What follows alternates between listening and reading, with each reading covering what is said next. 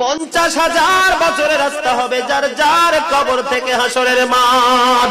ফুলচেরাতে পুল হবে 30,000 বছরের রাস্তা। আমার উম্মত গুলো কিভাবে রে পায়ে হেঁটে তারা অতিক্রম করবে? বন্ধু নবী এমনি এমনি কাঁদেনি রে, নবী জানিয়ে দিয়েছে কাল কিয়ামতের ময়দানে উম্মত গুলো খালি পায়ে থাকবে, মাটি তো তামা থাকবে। ও বন্ধু, তাদের শরীরে কোনো পোশাক থাকবে না, উলঙ্গ অবস্থায় থাকবে।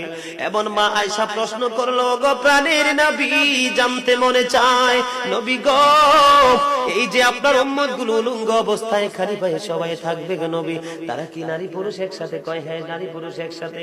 তারা কি কেউ কারো দিকে নজর দিবে না? এবার আমার নবী বলেছে, আয়েশা রে, কেমন করে নজর দেবে রে আয়েশা? বন্যার পানি যেমনি প্রবল বেগে বৃদ্ধি পেয়ে পৃথিবীর মানুষগুলোকে গ্রাস করে ফেলে, কাল কিয়ামতের দিন এই জাহান্নামের আগুন মানুষের দিকে বন্যার মতো প্রবল বেগে ছুটে এসে মানুষকে ঘিরে ফেলবে। এত ভয়ঙ্কর হবে রে আয়েশা কেরা, এত ভয়ঙ্কর।